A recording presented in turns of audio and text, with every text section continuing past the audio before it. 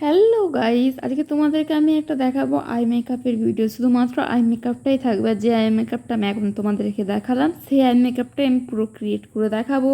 তার জন্য প্রথমে ট্রানজিশন শেড, মানে যে কোনো লাইট কালার, সে লাইট ব্রাউন হোক, লাইট অরেঞ্জ হোক কিংবা লাইট ইয়েলো হোক, সেইটাকে নিয়ে আমাদের ক্রিজ লাইন যে জায়গাতে আমি ব্লেন্ডিং করছি তার উপরের দিকে অ্যাপ্লাই করতে হবে।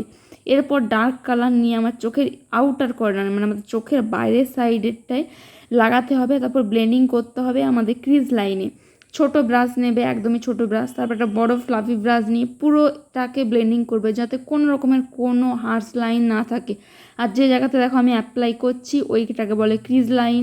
আর আমি এখন যে জায়গাতে ব্লেন্ডিংটা করছি, ব্লেন্ডিংটা ঠিক এইভাবে ছোট জায়গাতে ভালো করে সার্কুলার মোশনে ব্লেন্ডিং করতে হবে যাতে তোমাদের প্রোডাক্টটাও খুব ভালোভাবে ব্লেন্ডিং হয় আর আই মেকআপটাও খুব ভালোভাবে উঠে দেখায়, খুব সুন্দর দেখায়। এবার আমি কাট ক্রিজ করবো। কাট ক্রিজ করার জন্য তোমরা দেখতেই পেলে আমি প্রথমে একটু ফাউন্ডেশন নিলাম, সেটাকে আমার চোখের লিডের উপরে লাগালাম। তারপর সেটাকে আমি চোখটাকে খুলে আমার চোখটাকে কীভাবে বলের মতো আমি ঘোরালাম।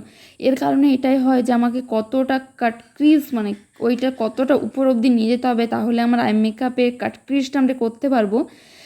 সেইটা ওই টেকনিকে খুব ভালোভাবে করা যায়। তো এইভাবে তোমরা করবে, তাহলে দেখবে খুব সহজে তোমরা কাট ক্রিজ করে নিতে পারবে।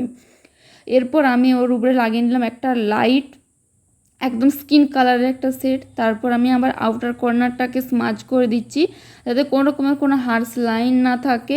একদম পুরোটা মিক্স, মানে মনে হয় যেন এক দিক থেকে শুরু হয়েছে আর একদিকে একদম যে শেষ হয়েছে, কোনো রকমের কোনো মাঝে যেন কাটা গ্যাপ না থাকে, ওই জন্য ভালোভাবে ব্লেন্ডিং করতে হয়। এরপর আমি আমার লোয়ার লেস লাইনটা প্রথমে একটা পার্পল কালার দিয়ে, তারপর একটা লাইট ব্রাউন আর তার সঙ্গে অরেঞ্জ কালার মিক্স করে আমি অ্যাপ্লাই করে নিলাম। এরপর একটা গ্রিন কালারের কাজল পরে নিচ্ছি, তোমরা তোমাদের পছন্দ অনুযায়ী কালারের কাজল পরে নিও।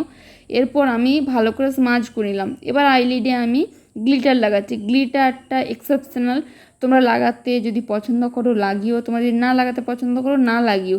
তোমরা এই আই মেকআপটা যে কোনো ধরনের ওকেশনে ক্রিয়েট করতে পারবে। তোমরা যদি গ্লিটার লাগাও সেটা বিয়ে বাড়ির ওকেশনে খুব ভালো যাবে। তোমরা যদি কোনো নর্মাল কোনো অনুষ্ঠানে যাও তাতে গ্লিটারটা স্কিপ করে পুরো আই মেকআপটা করবে, তাতেও কিন্তু খুব সুন্দর দেখাবে। এরপর আমি আমার চোখের যে আউটার দিকটা আমি ভালোভাবে শেপ দেওয়ার জন্য একটু ফাউন্ডেশন দিয়ে একটা লাইন টেনে ভালোভাবে ব্লেন্ডিং করে নিলাম। এরপর আমি লাইনার পরছি। লাইনারের জন্য প্রথমে ইনার কর্নারটা ক্রিয়েট করে নিলাম, তারপর আউট কর্নারটা আমি একটা বড় উইং ক্রিয়েট করেছি, উইং লাইনার পরেছি। তোমরা তোমাদের পছন্দ অনুযায়ী লাইনার পরে নিও। এটা আমার আই মেকআপের ফাইনাল লুক। তোমরা দুটো চোখের মধ্যে তফাৎ দেখতেই পাচ্ছ যে এই চোখটা কত সুন্দর দেখাচ্ছে।